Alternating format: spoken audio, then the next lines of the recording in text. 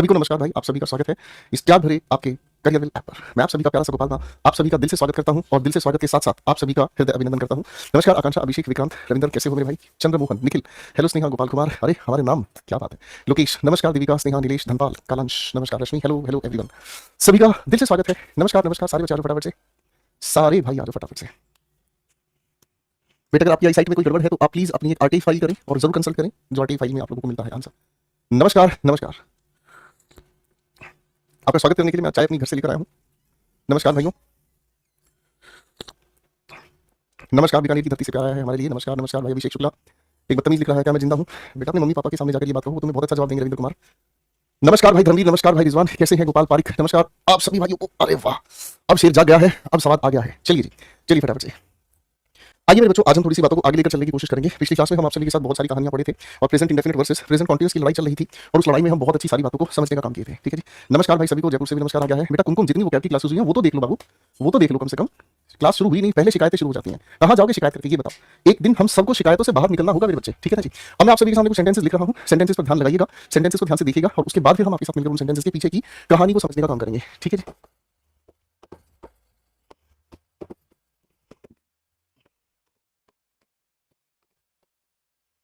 मैं कुछ सेंटेंसेस आप सभी के सामने लिख रहा हूँ।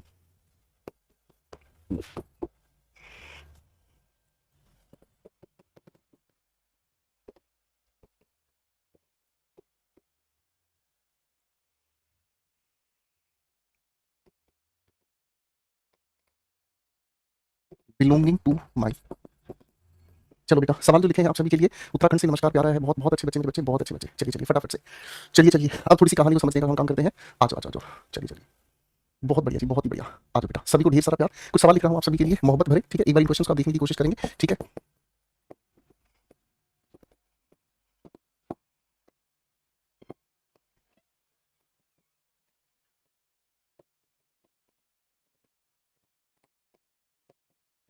मेरे प्यारे प्यारे बच्चों, एक बार इन सभी सेंटेंसेस को जरा पढ़कर देखेंगे। चलिए चलिए, शाबाश, पढ़कर देखें, समझ कर देखें, फिर आप सभी के साथ मिलकर प्यारी प्यारी बातों को हम समझने की कोशिश करेंगे। चलिए चलिए, शाबाश शाबाश शाबाश, बहुत ही बढ़िया जी, वेरी गुड। अरे बेटा गौतम कुमार, हो गया नमस्कार बेटा। अब जब सवाल लिखे तो पढ़ाई पे ध्यान लगाओ बेटा। जब मैं लिखना शुरू कर दूं ना तो नमस्ते इधर उधर की सारी बातों को छोड़ दो, पढ़ाई का मतलब सिर्फ पढ़ाई पर दिमाग लगाएं, ठीक है जी। साहिल भाई, सारी क्लासेस देखने बेटा।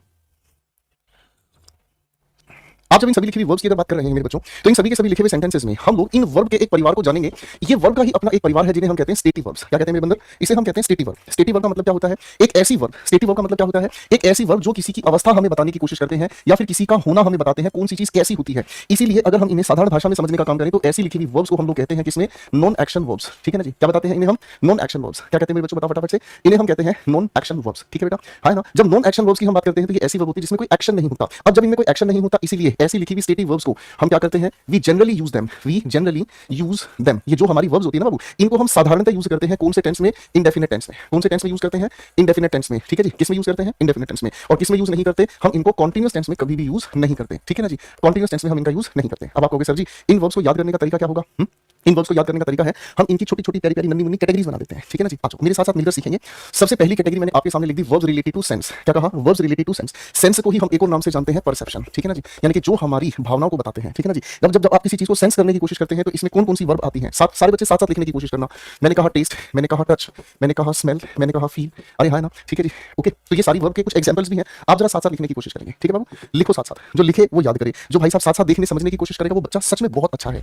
इसी की एक दूसरी है वर्ब परिवार जिसे हम कहते हैं मेंटल स्टेट। मेंटल स्टेट का मतलब मानसिक अवस्था। मेंटल स्टेट का मतलब क्या हुआ? मानसिक अवस्था, जो हमारे दिमाग की अवस्था के बारे में बताते हैं। कौन कौन सी वर्ब हो सकती हैं? चलो लिखकर याद करेंगे सारे बच्चे। नो हो गया, अंडरस्टैंड हो गया, कंसीडर हो गया, कन्विंस हो गया, ठीक है जी।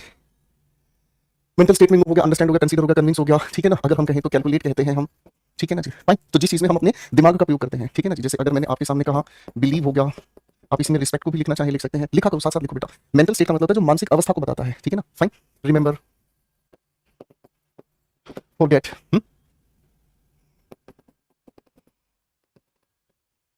लिखो मेरे बच्चों लिखो। ये मेंटल स्टेट को बताने वाली वर्ब्स हैं, ठीक है जी। फाइन, ये दिमाग की अवस्था को बताने वाली वर्ब्स हैं। फिर बाबू इसके बाद तीसरी एक कैटेगरी हमारे सामने आती है जिस कैटेगरी को हम लोग कहते हैं क्या? अपीयरेंस। अपीयरेंस का मतलब कोई इंसान, कोई वस्तु, कोई चीज देखने में कैसी दिखती है ना। जब देखने में बात आती है तो इस परिवार में हम कौन सी वर्ब को लिखते हैं? Seem, look, appear, resemble, resemble का मतलब होता है किसी का अपीयरेंस हूबहू मिलना है। जैसे आप किसी इंसान के सामने जाकर अगर यूं खड़े हो जाए तो सामने वाला कहेगा अरे आप तो सर कुछ कुछ वैसे लग रहे हैं, याद आया किसकी मैं बात कर रहा हूँ, है ना? तो उसे हम कहते हैं रिजेंबल, किसी का अपीयरेंस किसी से मिलना, ठीक है, किसी का अपीयरेंस किसी से मिलना, ठीक है, सीम लुक अपीयर ठीक है जी, फाइन।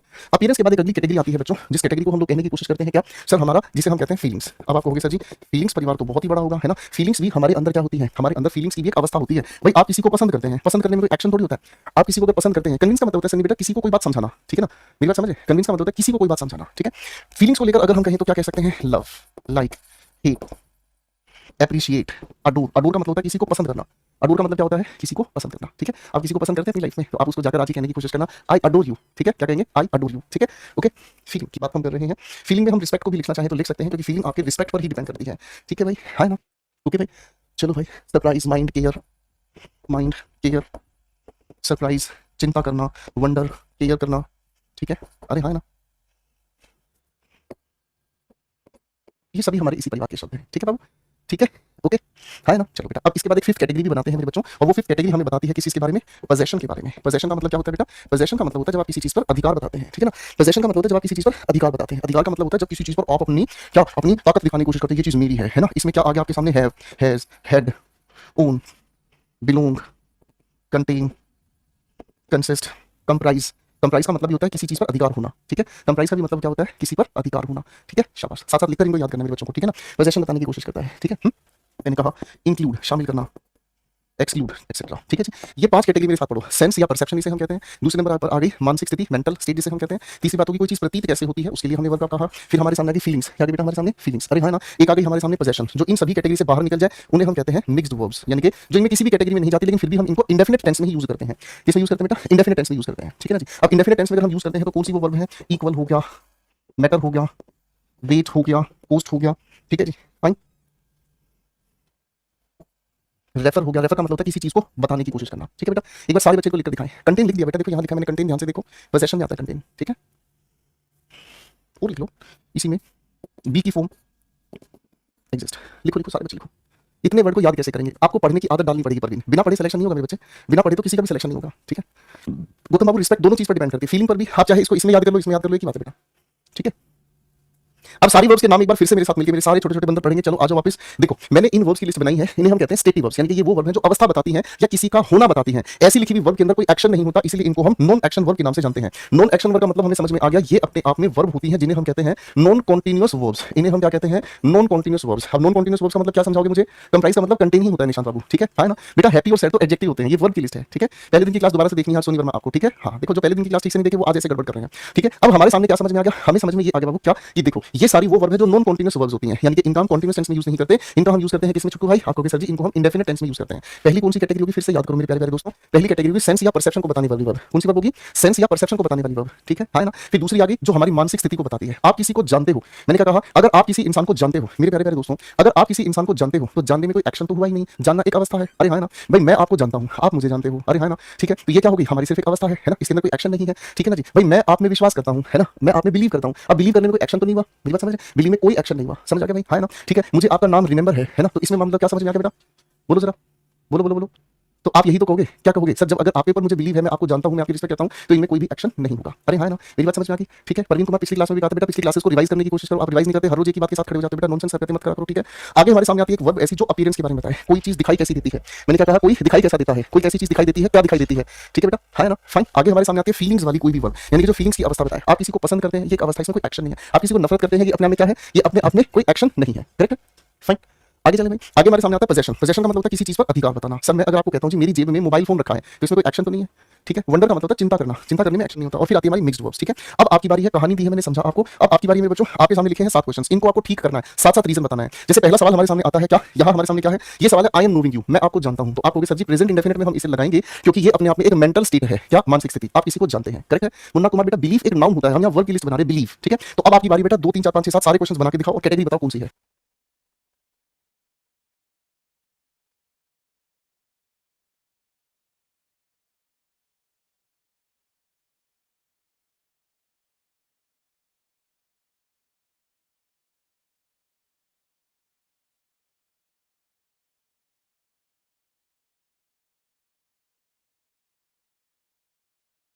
चलिए चलिए भाई फटाफट से बताओ, शाबाश।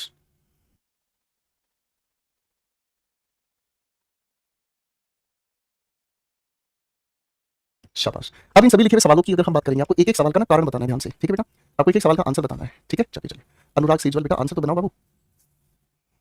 शाबाश, very good very good very good, शाबाश। विकास सरकार बेटा अपनी पिछली क्लास को रिवाइज करो बेटा, अपनी पिछली क्लास पढ़ते नहीं हो बेटा, आगे आने वाली क्लास में फिर डाउट नाम पे परेशान होते हो।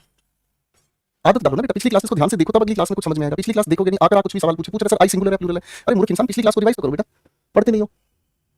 चलिए, अब इन सभी सवालों के जवाब आप लोगों ने बनाए हैं। शी इज ट्रस्टिंग यू, आपने कहा सर ट्रस्ट करना ना फीलिंग की बात है, और जो फीलिंग है तो उसके अंदर कोई एक्शन तो होता ही नहीं है, तो ट्रस्ट कह दिया, अरे हाँ ना। राधा इज सीमिंग सेड, आपको सर वह उदास दिखाई देती है, अपीयरेंस की बात है गुरुजी, अपीयरेंस की बात को हम प्रेजेंट इंडेफिनिट में ही लिखेंगे, बात खत्म, हाँ ना। आगे सवाल हमारे सामने लिखे हैं बेटा, आगे सवाल हमारे सामने क्या लिखे हैं बाबू, ध्यान से समझने की कोशिश करो।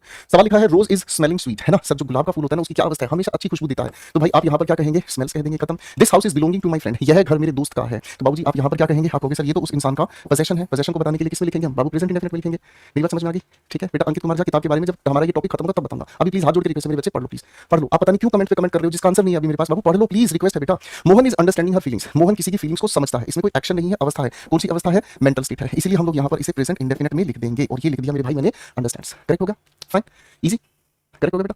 ओके, अब हम आगे बढ़ते हैं बेटा, ठीक है। आगे हमारे सामने सवाल है this books is containing my books, इस किताब, इस बॉक्स में मेरी किताबें रखी हैं, तो कोई चीज रखी है तो किसी का होना प्रेजेंट इंडेफिनिट में बताया जाएगा, इसीलिए हम क्या लिखेंगे, this books contains my shoes, easy होगा, इजी होगा बेटा, करेक्ट है, यहां तक कोई दिक्कत तो नहीं, फाइन। एक बार फिर से इन सारी की सारी लिखी हुई वर्ब्स के हेडिंग देकर लिख दो, sense, mental state, appearance, feelings, position या मिक्स वर्ब, एक बार इन सारी की सारी फटाफट से इनकी कैटेगरीज को दोबारा से लिख दीजिए, फटाफट से, चलिए चलिए चलिए चलिए फटाफट से लिखो, इनकी छह की छह कैटेगरीज के नाम दोबारा से लिख दीजिए, फटाफट से, चलो बच्चों फटाफट लिखो लिखो लिखो, शाबाश शाबाश, बहुत ही बढ़िया, बहुत बढ़िया बहुत बढ़िया,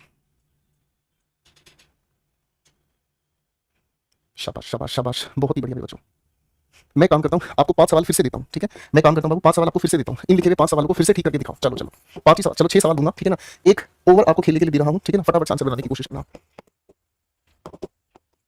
बेटा, इनको ठीक करके दिखाओ फटाफट से, बनाओ बनाओ फटाफट से।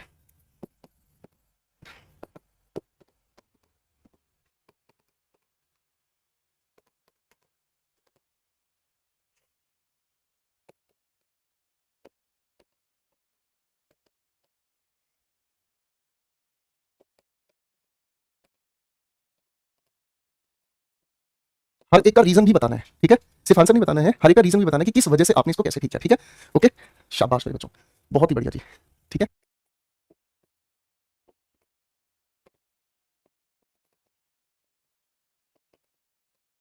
चलिए बेटा फटाफट से इनके आंसर्स बना के दिखाओ और रीजन बताने की कोशिश करना क्या रीजन है, शाबाश।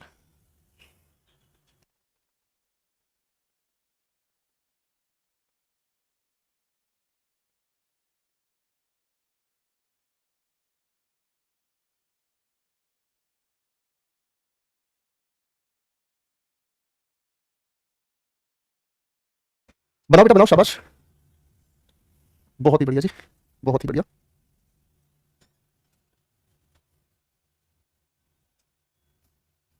बहुत ही बढ़िया जी। चलो अब सारे बच्चे मेरे बच्चे अपने अपने आंसर्स को वेरीफाई करेंगे, आ जाओ आ जाओ।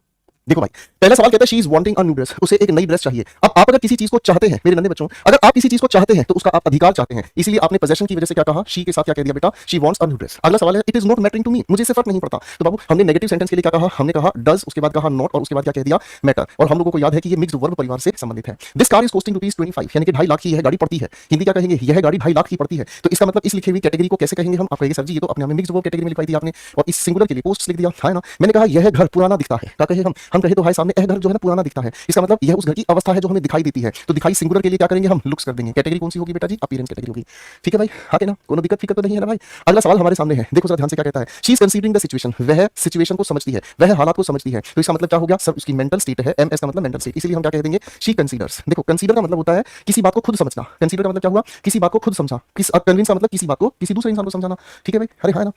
This dress is feeling soft and comfortable, यह जो ड्रेस है कैसी फील होती है, सॉफ्ट और कंफर्टेबल, तो आप क्या कहोगे सर, यहां से हमारी क्या बात जुड़ गई, आप कहोगे सर ये तो हमारे इमोशन की बात हो गई, अरे हाँ ना भाई, अच्छा फील होता है जब आप ये ड्रेस पहनते हैं, तो सिंगुलर के साथ हमें क्या लिखना पड़ेगा, फील लिखना पड़ेगा। यहां तक की बात समझ में आ गई बेटा, ठीक है, अरे हाँ ना, करेक्ट हो गया बेटा, ठीक है, कोई दिक्कत तो नहीं बेटा, इजी है, कोई दिक्कत तो नहीं, फाइन। अब मेरे बच्चों इन्हीं परिवार में ना, इन्हीं परिवार में कुछ ऐसी भी वर्ब हैं मेरे बच्चों, इन्हीं परिवार में कुछ ऐसी भी वर्ब हैं, जैसे अगर मैं आपको कहूं स्मेल, ठीक है, अब ध्यान से समझ लो मेरे बच्चों, कुछ ऐसी भी वर्ब है जैसे मैं कहूं स्मेल, मैंने आपको कहा टच, मैंने आपको कहा फील, मैंने आपके सामने क्या कहा अपीयर, मेरे बच्चों इनको थोड़ा सा ध्यान से समझने की कोशिश करना। मैंने आपको क्या कहा लुक, अरे हाँ ना, मैंने क्या कहा लुक, ठीक है ना जी, हाँ ना, ओके। अब अगर हम कहने की कोशिश करते हैं, ठीक है, चलो इसके बारे में तो अलग से ही हम बात करेंगे, ओके फाइन, ठीक है, जैसे मैंने आपके सामने कहा, ठीक है, और तो क्या लिखें बेटा, ये मुझे लगता है बहुत सारी हो गई है ना, फाइन। ठीक है। कुछ ऐसी हमारी वर्ब है ना, कुछ ये ऐसी वर्ब है, इन वर्ब का ना खास व्यवहार होता है। कैसे व्यवहार होता है? इन्हीं लिखी हुई वर्ब के अंदर अगर हम इनका नॉन एक्शन यानी कि अगर हम इनके आधार पर किसी की अवस्था बताने की कोशिश करें तो इनका अर्थ अलग होता है। स्टेटिव वर्ब होने की वजह से इन्हें हम इंडेफिनिट में यूज करते हैं। और मेरे बच्चों, इन्हीं लिखी हुई वर्ब्स के जरिए अगर हम एक्शन बताने की कोशिश करते हैं तो एक्शन बताने के लिए तो चाहे आप इंडेफिनिट में यूज करो चाहे कॉन्टिन्यूअस में यूज करो, हमें से कोई फर्क नहीं पड़ता। आप लोग हैं सर इनके मीनिंग में फर्क होता है, मैं कहूंगा बिल्कुल इनके मीनिंग में फर्क हो जाता है। ध्यान से समझना, मजा आएगा आप लोगों को। कैसे? ध्यान से देखो बेटा, अगर मैं इस स्मेल की अर्थ बात करूं तो स्टेटिव का मतलब क्या होता है? किसी चीज की खुशबू होना, ठीक है ना। और अगर मैं इसी से कोई एक्शन कहूं तो इसका अर्थ निकल कर आता है किसी चीज को सूंघना, है ना भाई। टच का मतलब क्या होता है? टच का मतलब होता है महसूस होना। मैंने क्या कहा? महसूस होना। किसी चीज को छूकर जब आप महसूस करते हैं, क्या कहा मैंने? किसी चीज को जब आप छूकर महसूस करते हैं तो वो महसूस होने की बात करता है। लेकिन अगर हम इसी टच के अनुसार कह दें किसी चीज को छूने का काम हुआ है ना, जैसे मान लीजिए, ध्यान से समझना मजा आएगा। उदाहरण दूं, मैंने आपके सामने कहा this flower touch is soft, तो इस फ्लावर को अगर आप टच करते हैं तो क्या महसूस होता है? सॉफ्ट महसूस होता है। अरे हाँ ना। मैंने फिर यहां पर छूने का आधार एग्जाम्पल लिखा, मैंने कहा she is touching my bag, तो इसका मतलब क्या हुआ? वह इंसान मेरे बैग को छू रहा है। क्या कहा मीनिंग इसका मैंने? वह इंसान मेरे बैग को छू रहा है ना। ठीक है, वो गाना सुना आप लोगों ने, छू लिया तूने जब से आंखों से, है ना भाई। फील का मतलब भी क्या होता है बेटा? देखो देखो देखो, फील का मतलब क्या होता है? महसूस होना। अरे हाँ ना। अब फील का मतलब एक दूसरा अर्थ क्या होता है? फील का मतलब होता है किसी चीज का एहसास करना। ठीक है जी, फाइन। अपीयर का मतलब क्या होता है? किसी चीज का होना, ठीक है ना। या फिर इसी को अंग्रेजी में हम कहते हैं प्रतीत होना। ठीक है, क्या हुआ? प्रतीत होना, जो हमें प्रतीत होता है। अरे हाँ ना। एक्शन का मतलब क्या होता है? एक्शन का मतलब क्या होगा? जब हमारे सामने कोई प्रकट होता है, प्रकट होना, या इसी को हम कहते हैं उपस्थित होना। उपस्थित होना, ठीक है ना। ठीक है, जैसे एक उदाहरण दे दूं आपके लिए, जैसे मैंने कहा she is appearing in the exams, इसका मतलब वह परीक्षाओं में आ रही है, उपस्थित हो रही है। ठीक है ना। बात समझ में आ गई? सुमित बेटा, मैंने कोई क्वेश्चन करवाया आपको? अभी तक मैंने कोई आपको प्रीवियस ईयर क्वेश्चन की प्रैक्टिस करवाई है? एक भाई परेशान हो रहा है, कह रहा है कॉन्सेप्ट तो समझ आ जाते हैं, क्वेश्चन होते ही नहीं है, मैनी टाइम्स ट्राई किया क्वेश्चन। मैंने कोई क्वेश्चन कराया आपको? क्यों दिमाग लगा रहा है बेटा? ये बता, तुझे मेरे साथ नहीं चलना तो एक काम कर, जब टेंस खत्म हो जाए ना उसके बाद एक बार बैठ के शुरू से आखिर तक सारे टेंस की क्लास देख लेना। ठीक है। देखो बच्चों, आप सभी से हाथ जोड़ के एक रिक्वेस्ट है, कुछ बच्चों के अंदर पेशेंस बिल्कुल नहीं है, सब्र बिल्कुल नहीं है। जिन बच्चों से सब्र नहीं होता है मैं उनको बिल्कुल नहीं पढ़ा पाऊंगा, मैं उनके पैर पकड़ के माफी चाहता हूं।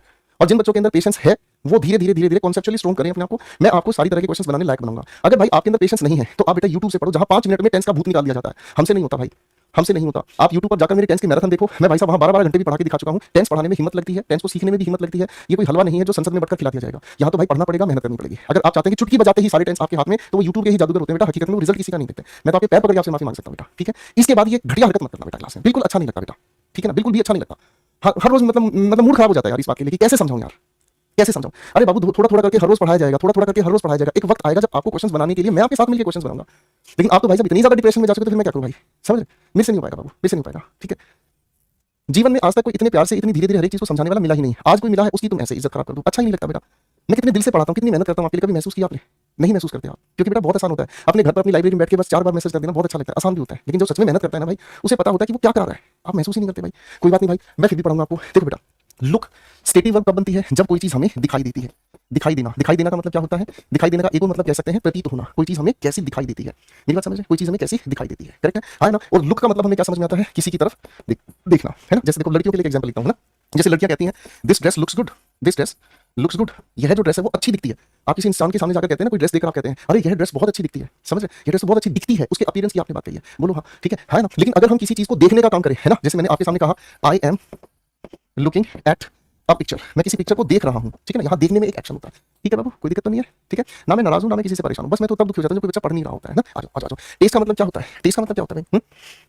जब टेस्ट की मतलब हम बात कर रहे हैं तो इसका मतलब क्या होता है? टेस्ट का मतलब हमें समझ में आता है स्वाद होना, किसी चीज का स्वाद कैसा होता है। और टेस्ट का मतलब अगर हम कहें तो स्वाद लेना, ठीक है ना जी। जैसे मैंने इनके भी 2 एग्जांपल लिख दिए, जैसे मैंने आपको कहा I am testing this dish, खत्म। अरे हाँ ना। जैसे मैंने अगर आपके सामने कहा कुनैन, कुनैन का नाम सुना आपने? बताओ बताओ कुनैन किसे कहते हैं? आनंद भाई कह रहे हैं Gopal sir is looking hot, गलत सेंटेंस बनाया, लिखेंगे गोपाल सर लुक्स हॉट, ठीक है ना जी। बात समझ में आ गई? अरे हाँ ना, बात समझ में आ गई बेटा। थिंक का मतलब भी समझ लीजिएगा। थिंक का मतलब क्या होता है? थिंक को अगर हम स्टेट के आधार पर लेकर जाएंगे तो थिंक का मतलब होता है कोई चीज महसूस होना, कोई चीज महसूस होना, है ना, ठीक है जी। या फिर जिसे हम कहते हैं क्या, लगना। और अगर हम थिंक को एक्शन की तरीके से सोचें तो इसका मतलब होता है सोचना या कोई चीज सोचने का काम करना। अरे हाँ ना, ठीक है जी। जैसे अगर मैं हिंदी में एक वाक्य कहूं, उसे लगता है ये चीज बहुत आसान है, तो इसका आप क्या वाक्य कहेंगे? He thinks that it is easy. अब इस थिंक्स का मतलब क्या समझ में आया? लगना, ठीक है। हाँ ना। सोचने की बात क्या कही है? जैसे मैंने कहा he is thinking about her, ठीक है जी, यानी कि वह उस इंसान के बारे में सोच रहा है। बिल्कुल ठीक आंसर दिया सभी बच्चों ने। बेटा कुनैन अपने आप में एक मलेरिया की दवा होती है, ठीक है, करेक्ट है बेटा, कोई दिक्कत तो नहीं है ना। तो ये कुछ खास वर्ब है जिनका आपको ध्यान रखना है, इन्हीं के अंदर अवस्था भी बताई जाती है, इन्हीं के अंदर एक्शन यानी कि इसे कॉन्टिन्यूस टेंस में भी प्रयोग किया जा सकता है।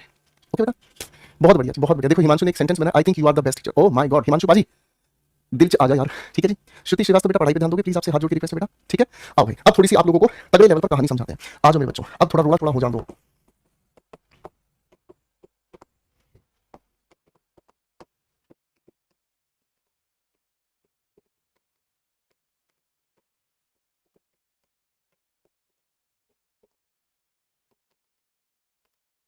बेटा इन सेंटेंसेस में थोड़ी सी मेहनत करके दिखाएंगे, ठीक है जी। फाइन। गौतम कह रहा है कुनैन का सेंटेंस बना दीजिए। यहाँ क्या लिखा है बता भाई, कुनैन टेस्ट बिटर, ठीक है भाई गौतम, अब तो इजी हो गया। कुनैन का जो स्वाद होता है वो कड़वा होता है, ठीक है बेटा, अब समझ आ गया। चल मेरे बच्चे अब थोड़ी सी आगे मेहनत कर, मेरे साथ कुछ सेंटेंस लिख रहा हूं, इनमें चॉइसेस मुझे मार्क करके दिखाओ, ठीक है।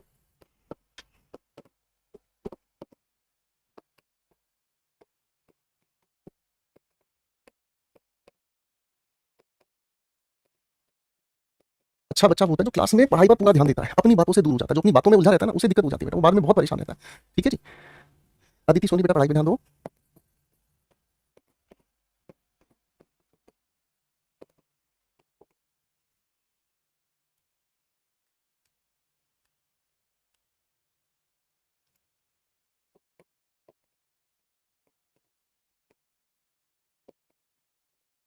मेरे बच्चों आपके सामने कुछ वाक्य लिखे हैं, इन सभी लिखे हुए वाक्यों पर थोड़ा सा ध्यान दीजिएगा।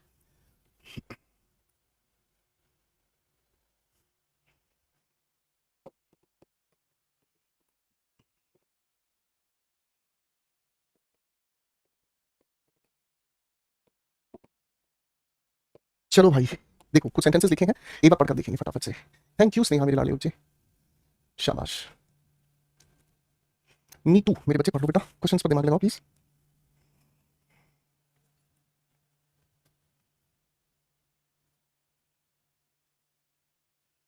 शाबाश।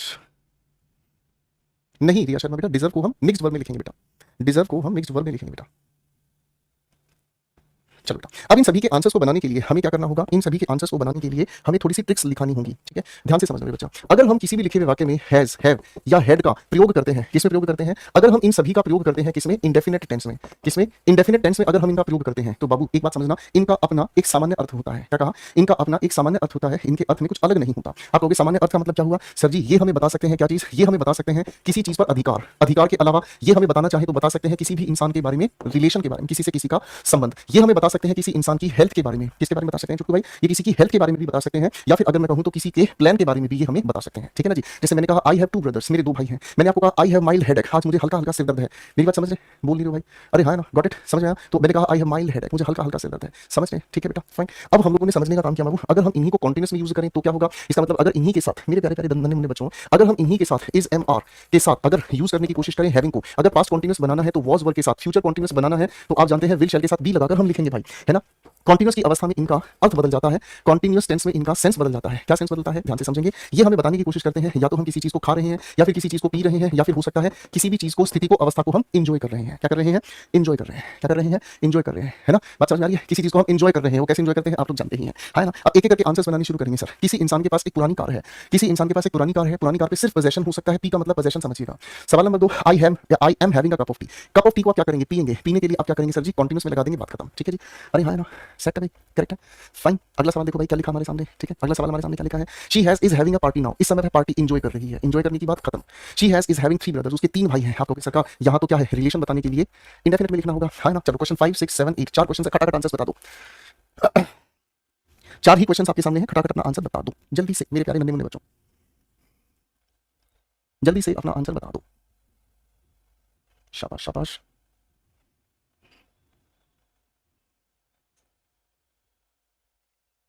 बहुत ही बढ़िया,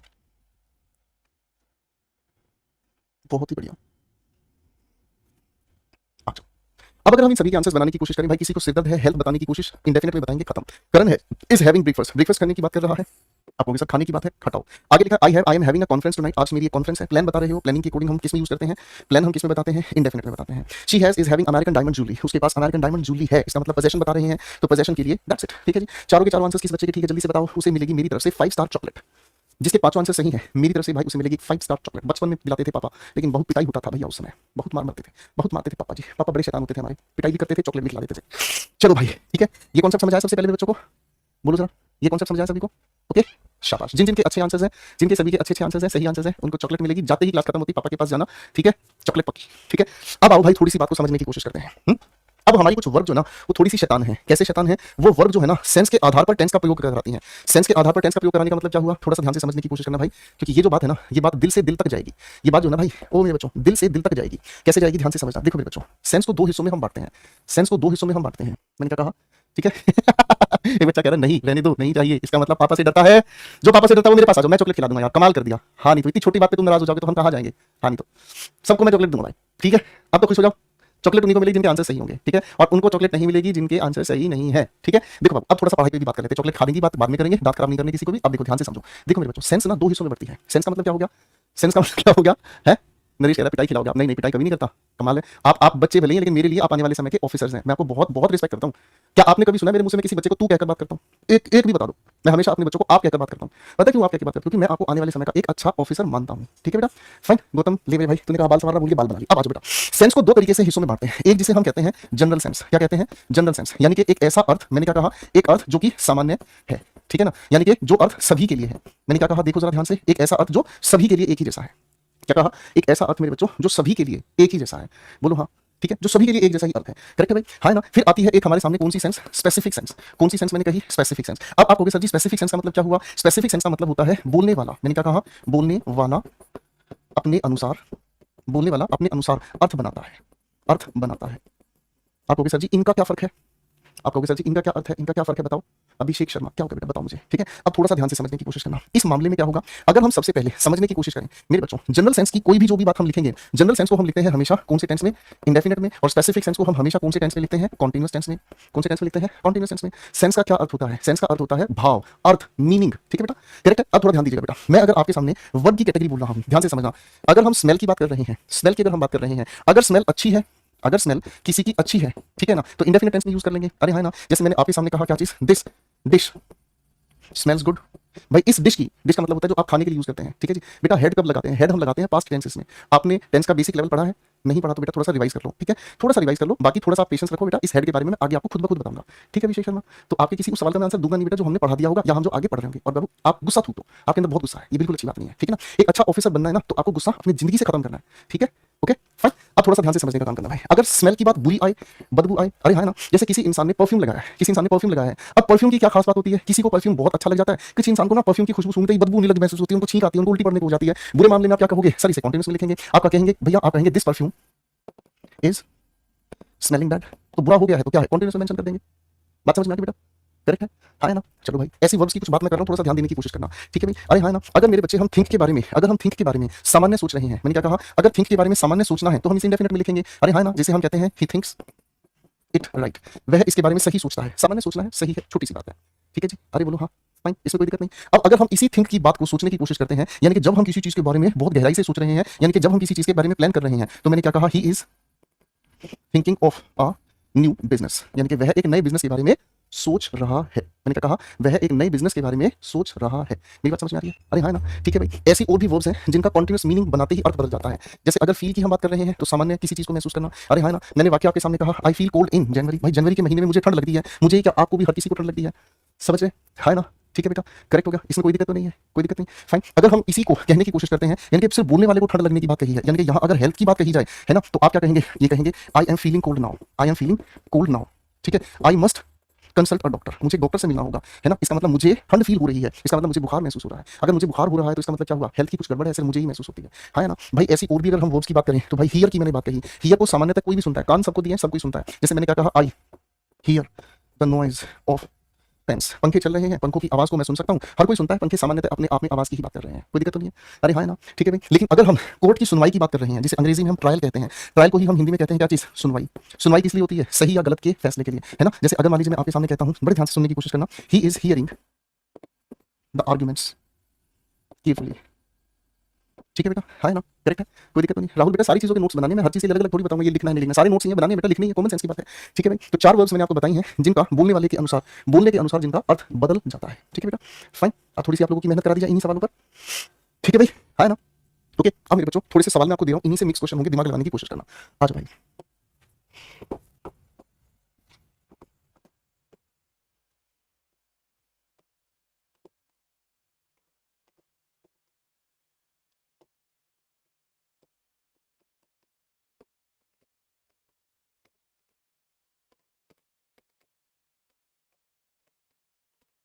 अब संभल के बनाना बेटा, क्वेश्चन दे रहा हूँ बहुत प्यारे प्यारे, सेंस के बेसिस पर ये क्वेश्चन आप लोगों के सामने आते हैं, ठीक है बेटा, सेंस के बेसिस पर ये क्वेश्चन आपके सामने आते हैं।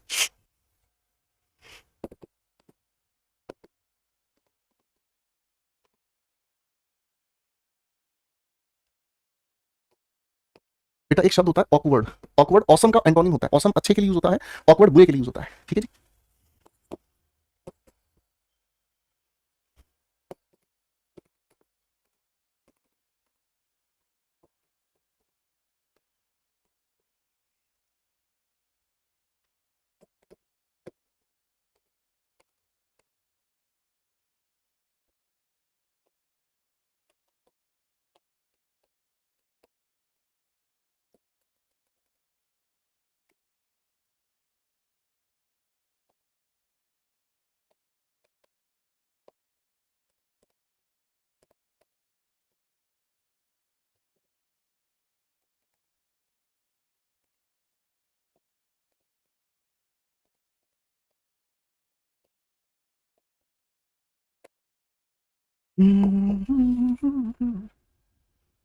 शाबाश, बहुत ही बढ़िया।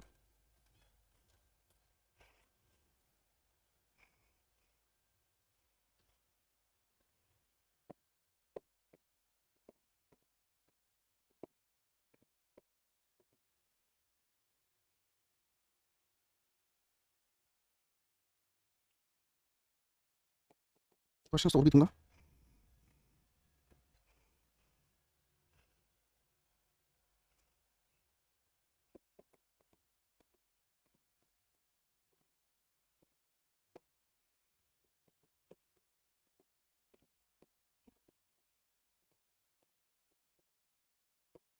चलिए मेरे बच्चों 10 सवाल दिए हैं, थोड़ी सी मेहनत करके दिखाएं। Nice nice, Santosh, Neha, Prince, Goyal, Rohit, Rashmi, बहुत बढ़िया, Simranjeet, Srishti, nice, Monu Kumar, keep trying guys, keep trying, come on guys, come on come on come on come on, बहुत बढ़िया, शाबाश मोनू, निखिल, नाइस, संतोष, बहुत बढ़िया, नेहा भाई,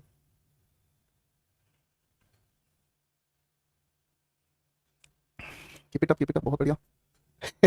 अरे अभिषेक शर्मा, मेरे लाडले बच्चे, थैंक यू बेटा। चलो बहुत बढ़िया आंसर्स बनाओ Rohit, nice nice nice, Himanshu Tiwari, good daddy good, बहुत ही बढ़िया, नाइस, अनीता शर्मा, बहुत अच्छा बच्चा भाई, बहुत अच्छा, शाबाश तानी पार्टनर, बहुत बढ़िया, विकास सरकार, बोलने वाले के अनुसार अर्थ बदलता है, सामान्य वर्ब से नहीं, बोलने के अनुसार अर्थ बदलता है, शाबाश मनीषा सिंह, आगे बच्चों, शाबाश, बहुत बढ़िया अभिषेक भारद्वाज बाबू, बहुत बढ़िया रूपम कुमारी। चलिए अब सारे आंसर्स वेरीफाई कर लें। चलो पहले आप पढ़ लो, टेक टाइम गाइस, फिर आंसर्स बताता हूँ। ठीक है विकास सरकार, बेटा मैं ध्यान रखूंगा आपका। विकास सरकार भाई कह रहा है प्लीज आप ऐसे हाथ मत जोड़ा कीजिए, बिल्कुल ध्यान रखूंगा। बस आप लोगों में से कुछ बच्चे हैं जो थोड़ी शैतानी करते हैं, मुझे परेशानी होती है, इसलिए हाथ जोड़ता हूं बेटा। अब ध्यान से समझना, आपको छोटे छोटे सवालों में परेशानी मिलेगी, ठीक है। अब ध्यान से समझने की कोशिश करना, ठीक है। फाइन, समझाना शुरू कर दो बेटा, ठीक है। आ जाओ इधर देखो, किसी की मम्मी अपने बच्चे की पल्स को फील कर रही है, तो इसका मतलब हेल्थ की बात आ गई, तो ये होगी हमारी हेल्थ के अनुसार कॉन्टिन्यूस में। बोलने वाले ने फील करने को क्या किया, हेल्थ चेक करने के लिए यूज कर लिया। क्वेश्चन नंबर 2 हमारे सामने है क्या भाई, डॉक्टर किसी भी पेशेंट की पल्स को फील करता है, तो आप कहोगे सर जी डॉक्टर का तो ये अपने आप में एक रूटीन एक्शन है, बोलो हाँ। डॉक्टर का तो सर जी यहाँ पर ये अपने आप में एक प्रोफेशन है, तो बेटा जी रूटीन एक्शन या प्रोफेशन को बताने वाला टेंस कौन सा हम यूज करते हैं, बताओ जरा। हैबिट, रूटीन, एक्शन या प्रोफेशन को बताने के लिए हम कौन सा टेंस यूज करते हैं, बोलो जरा प्यार से। आप कहोगे सर जी ये तो मामले में आ गई बात, हमें क्या, अगर किसी के प्रोफेशन की बात हम करें, रूटीन एक्शन की हम बात करें, तो सर हमें ये समझ आता है, हम तो इसे बताएंगे किसमें, प्रेजेंट के इंडेफिनिट टेंस में। तो सर जी यहाँ पर अगर डॉक्टर का ये काम रेगुलर है, तो हैबिट, रूटीन, एक्शन के लिए तो प्रेजेंट इंडेफिनिट की ही हम बात करेंगे। हाँ जी, याद आया है ना। अब अगर ये वाला कॉन्सेप्ट समझ आ गया है, तो बेटा क्वेश्चन नंबर 6 और 7 का फर्क आपको अच्छे से समझ आ गया है। बताओ जरा फटाफट से। स्नेहा, सृष्टि चौधरी, बहुत बढ़िया, नीता शर्मा, रूपम कुमारी, मोनू कुमार, बहुत बढ़िया, राहुल बेटा। चलो चलो क्वेश्चन 6 और 7 का आंसर सही बताओ, बनाओ बनाओ बनाओ, शाबाश।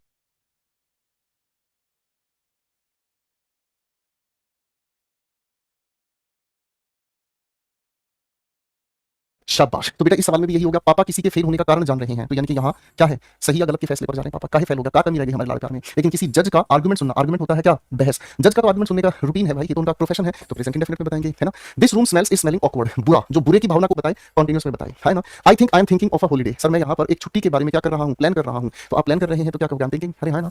आई think I am thinking your answers are correct, मुझे लगता है आपके आंसर सही हैं, सामान्य लगना, इसका अर्थ हिंदी में क्या कहते हैं, लगना, ये मैं बता चुका हूँ आपको बेटा, ठीक है। क्वेश्चन 8 9 10 के आंसर्स बनाएंगे छोटे छोटे बंदरों, अब हम क्वेश्चन नंबर 8 9 10 के आंसर्स बनाएंगे। How do you feel, are you feeling now, आप कैसा महसूस कर रहे हैं, यानी कि सामने वाले इंसान से आप उसकी हेल्थ के बारे में पूछ रहे हैं, हेल्थ के बारे में पूछ रहे हैं तो कॉन्टिन्यूस बता देंगे, बात खत्म, है ना। क्वेश्चन नंबर 9 और 10 को सही जिसने बता दिया, क्वेश्चन 9 और 10 को जिसने सही बता दिया, सीधे सीधे आओ राजा, ठीक है जी, जल्दी से बताओ। क्वेश्चन 9 और 10 का आंसर जिसने बता दिया, तू जूलियट जट दी है, तेरे ते निगाह हट दी नहीं, जल्दी से बताने की कोशिश करो बेटा फटाफट से।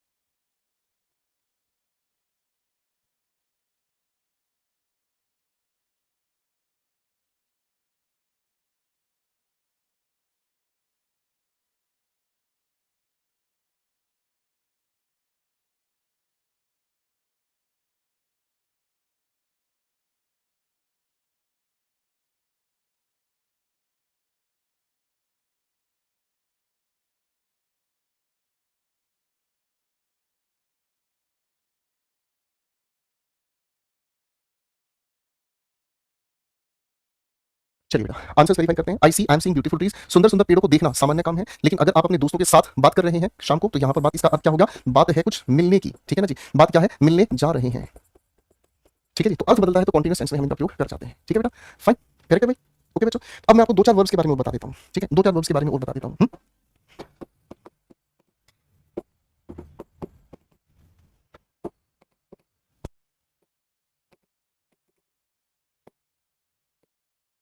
देखो मेरे बच्चों, सबसे पहले ना इनके बारे में समझ लो।